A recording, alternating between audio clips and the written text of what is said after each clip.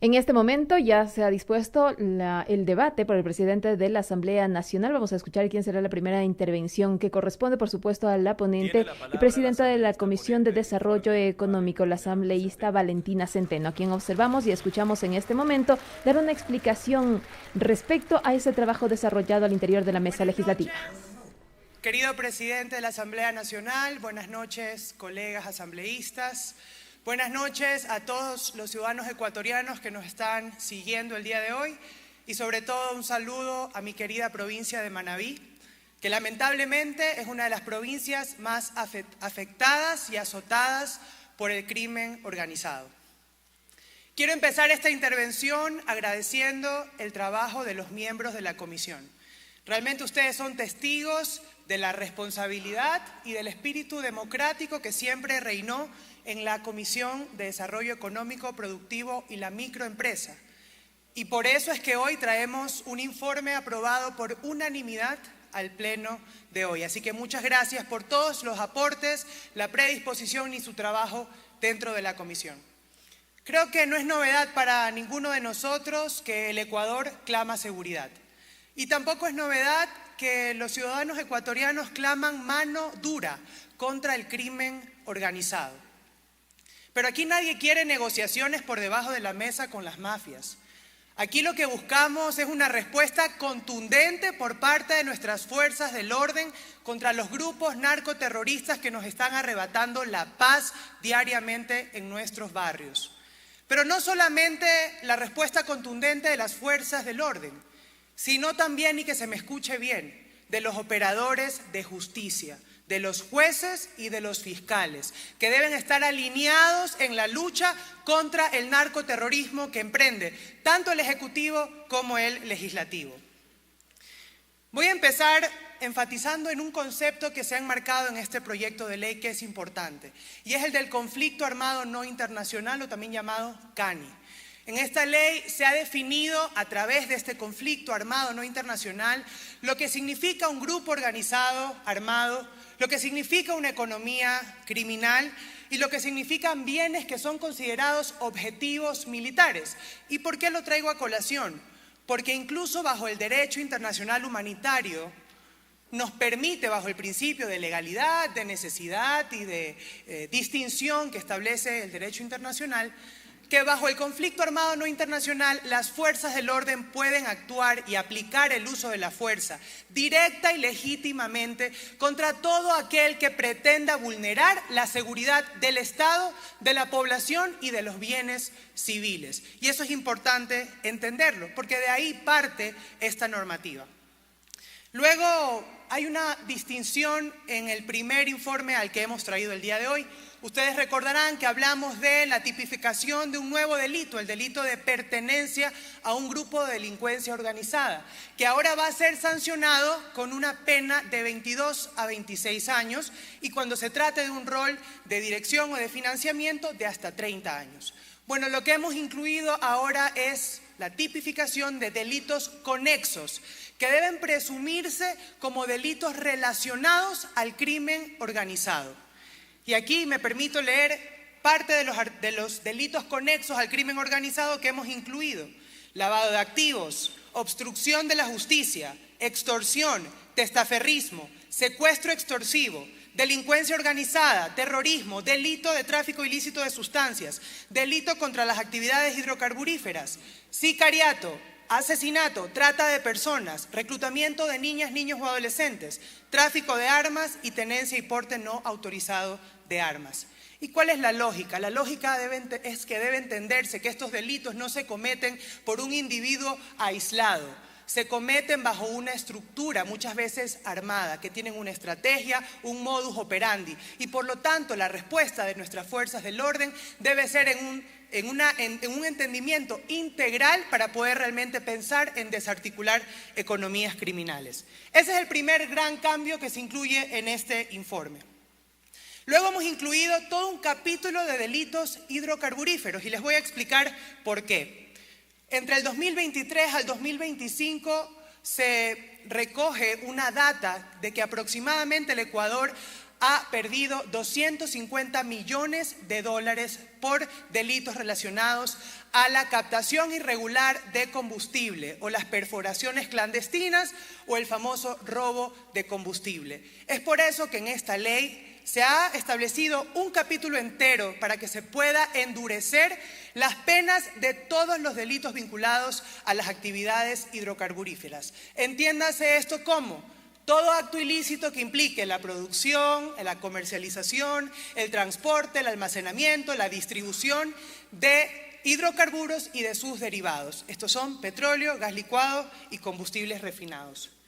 Pero además de los delitos que se van a aumentar sus penas, que dentro del COIP voy a enunciar algunos, como la paralización del servicio de distribución de combustible, el almacenamiento, comercialización o distribución ilegal de los productos derivados de hidrocarburos y la sustracción ilegal de hidrocarburos. Estos como algunos delitos tipificados en este sentido. Se incluye un nuevo delito, que es importante resaltarlo, y es el favorecimiento al servidor público. Es decir, todo servidor público que colabore con facilitar, ocultar, enajenar información que permita el cometimiento de estos delitos contra las actividades hidrocarburíferas, también va a ser sometido a prisión. Y en este caso, la pena será de 11 a 13 años, que si la justicia determina que tiene que ver con la pertenencia de un GBO, pues deberá acumularse las penas. Y es importante porque todo este combustible robado, ¿hacia dónde va?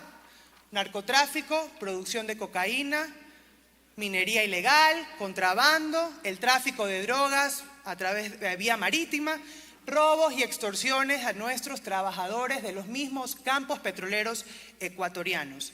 Nunca más corrupción en los sectores estratégicos que son tan delicados para nuestro país. Ahora, sobre el proceso penal unificado, que también es otra inclusión en este proyecto de ley. Es decir, tener un proceso penal especial para los delitos de crimen organizado en el marco del conflicto armado. Se han hecho ciertos cambios, pero lo principal es que ahora ya no cualquier juez, ya no cualquier fiscal va a poder llevar los casos de crimen organizado. Ahora serán unidades especializadas, jueces de anticorrupción y de conflicto armado y de crimen organizado, y además fiscales especializados en esta misma materia, que existe una unidad técnica especializada. Entendemos que tienen más conocimiento, experiencia para llevar estos casos y que no nos va a pasar como uno que voy a citar más adelante en mi discurso, que tanto daño nos está generando como país. Además de la justicia especializada, que es un tema sumamente importante, se establecen nuevos tiempos, hemos regulado diferenciaciones de tiempos para los casos flagrantes de 90 días y para los casos no flagrantes hemos incluido un tiempo racional para que se pueda hacer la investigación previa de otros 90 días adicionales al que toma el proceso de audiencia de juicio. Y finalmente, un tema que también ha generado mucho debate, que son las medidas cautelares. Y hemos establecido que la medida cautelar más eficiente o la medida cautelar útil y eficaz en los casos de crimen organizado debe ser la prisión preventiva. Y en esto hago un paréntesis para citar un caso que todos nosotros ya hemos visto en las noticias.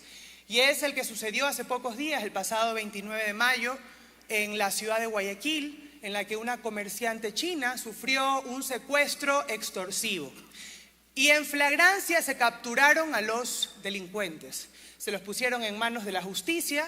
Luego el fiscal determinó que solo a uno de ellos le correspondía solicitar la prisión preventiva y al otro detenido una medida sustitutiva, es decir, la presentación periódica y la prohibición de salida del país. ¿Qué hizo el juez? Usando un principio de igualdad y de no discriminación, dictó medidas sustitutivas para ambos detenidos. Entonces ahora ambos detenidos fueron realmente liberados para defenderse en libertad. Días después, la víctima fue encontrada muerta en una cisterna junto a otros 3 comerciantes. Eso es lo que no podemos permitir y esta norma por eso es importante, para que la justicia especializada de jueces y fiscales determine que la prisión preventiva debe ser la medida cautelar útil y eficaz en los casos de crimen organizado y nunca más impunidad en el sistema de justicia. Luego también incluimos algo importante, que es la depuración interna de nuestras fuerzas del orden. Porque sí es necesario que la Policía Nacional y los militares puedan hacer evaluaciones periódicas. Hemos puesto que debe ser obligatorio, que cada 6 meses deben realizar evaluaciones que pueden incluir pruebas de confianza, polígrafos, verificar el incremento injustificado de los patrimonios, vinculaciones, antecedentes administrativos, penales, en coordinación con la Fiscalía. Y es sumamente importante porque la ciudadanía espera que nuestras fuerzas del orden gocen de la legitimidad, la disciplina y el respeto que merecemos como ecuatorianos y que todos sus integrantes estén alineados hacia el mismo objetivo. Y el que se quiera desviar tiene que ser puesto a manos de la justicia. Luego también algo importante, una inclusión de una disposición final que fue una propuesta del movimiento político de Pachacutic, que solicitaron que se establezca que ningún artículo de este proyecto de ley puede ser entendido como represión o criminalización del derecho fundamental a la protesta social, ni tampoco a la justicia indígena. A la protesta social no solo de los pueblos y nacionalidades indígenas, sino de los afroamericanos, de los montubios y de los campesinos. Por lo tanto, quiero ser enfática en que se ha establecido expresamente que el objetivo no es afectar el derecho fundamental a la protesta social. Luego también incluimos otra de las propuestas de la bancada de la Revolución Ciudadana para fortalecer el trabajo que debe hacer la UAFE, la Unidad de Análisis Financiero y Económico, para que se priorice el trabajo en la investigación de lavado de activos en torno al crimen organizado, para que se les obligue a potenciar su capacidad técnica, su capacidad tecnológica y también de su personal. Y eso también ha sido incluido. Y finalmente, un capítulo muy importante, y lo digo ahí como una joven que viene del deporte, las medidas de protección a la población afectada por el conflicto armado no internacional. Hemos incluido que los ministerios del deporte, de cultura, de educación, de salud y también los gobiernos autónomos descentralizados tienen la obligatoriedad de desarrollar planes, programas y proyectos que prevengan el reclutamiento de nuestras niñas, nuestros niños y jóvenes a grupos de delincuencia organizada. Y esto debe incluir programas deportivos, culturales, artísticos, comunitarios, estrategias educativas extracurriculares, acciones de fortalecimiento familiar y comunitario, campañas de sensibilización, alerta temprana y otras. También incluimos medidas de protección para las víctimas que tengan asistencia prioritaria a la salud física y psicológica, atención médica, también atención de los proyectos del Ministerio de Inclusión Económica y Social y otros servicios que tiene que dar el Estado. Y también incentivos económicos que puede otorgar el presidente de la República a ciertos sectores sumamente importantes, como lo son los pequeños y medianos productores, los negocios de la economía popular y solidaria, de la agricultura familiar campesina y también a las jóvenes y personas adultas que desarrollen actividades productivas.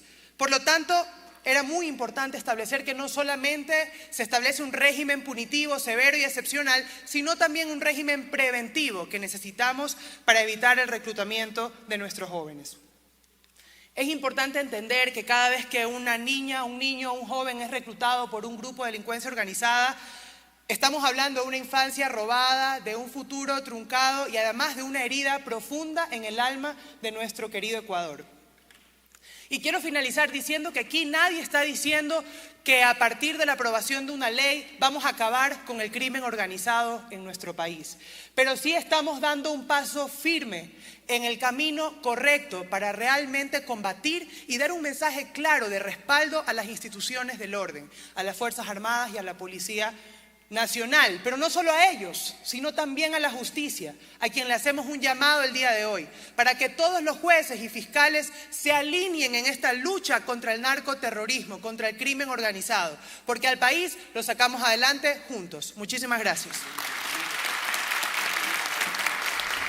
Escuchamos